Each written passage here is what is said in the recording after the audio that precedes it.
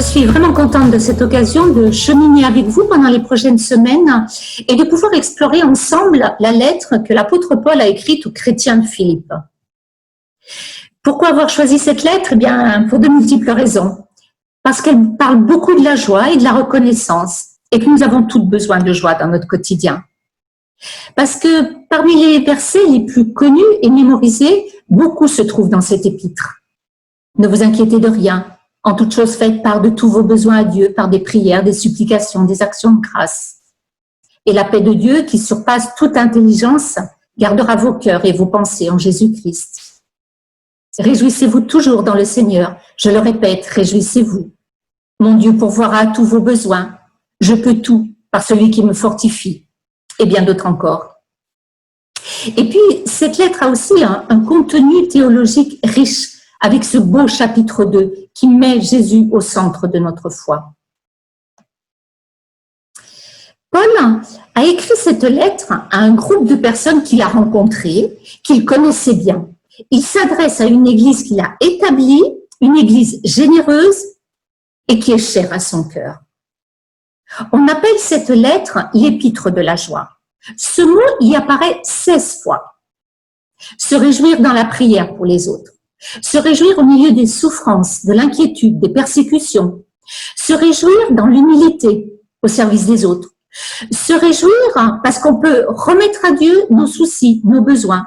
Se réjouir dans notre relation avec Jésus-Christ qui est la source de notre joie, de notre force, de notre paix et un modèle d'humilité pour nous.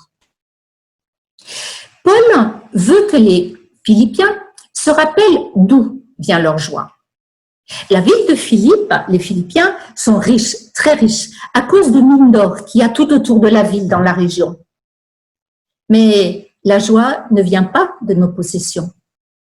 C'est aussi une ville située dans un endroit très stratégique, à un emplacement extraordinaire et unique dans les montagnes entre l'Europe et l'Asie. Mais la joie ne se trouve pas dans un lieu bien précis. C'est une colonie romaine fondée par Philippe, le père d'Alexandre le Grand, d'où son nom. Les Philippiens étaient très orgueilleux d'être romains, de faire partie de cette culture prestigieuse, puissante. Mais la joie ne se trouve pas non plus dans nos origines, ou notre culture, ou notre position. Et Paul veut que les Philippiens se rappellent ce qu'il leur dit à eux, comme à nous, à moi, c'est que la joie n'est pas dans les possessions, dans les relations, dans le prestige ou le pouvoir, ni même dans un lieu géographique. Non, notre joie ne vient pas du tout de ça, elle vient de Dieu. Dieu veut pour nous une joie parfaite, constante, pas une joie qui est fonction des circonstances, de ce que j'ai, de l'endroit où je vis, des gens que je côtoie. Cette lettre est un message de joie de la part d'un messager qui exprime sa joie au milieu de tout ce qu'il vit au jour le jour, de tout ce qui lui arrive, en toutes circonstances. Paul écrit à un moment difficile de sa vie. Il a été abandonné, il est à Rome, en prison. Les prisons, c'est pas terrible aujourd'hui, mais à l'époque, c'était horrible, sombre, nauséabond, insalubre. Et c'est dans ces conditions que Paul écrit cette lettre pleine de joie et de reconnaissance. Paul dit « Réjouissez-vous toujours dans le Seigneur ». Paul nous encourage à trouver toute notre joie dans notre relation avec Jésus. Jésus qui nous dit « Je vous donne ma joie ». Je vous ai dit ces mots afin que ma joie soit en vous et que votre joie soit parfaite. La vraie joie n'est ni dans nos circonstances, ni dans notre relation. La seule relation, la seule personne qui puisse nous donner de la joie, la vraie joie, c'est Jésus. La joie de le connaître, la joie d'être aimé, la joie d'être pardonné, la joie d'être sauvé.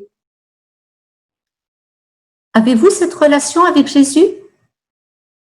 Elle est le point de départ de tellement de choses. Et c'est parce que c'est la plus belle qui soit que nous vous proposons au fil des chapitres et des passages de cette lettre à chercher ensemble à approfondir cette relation, à mieux connaître Dieu.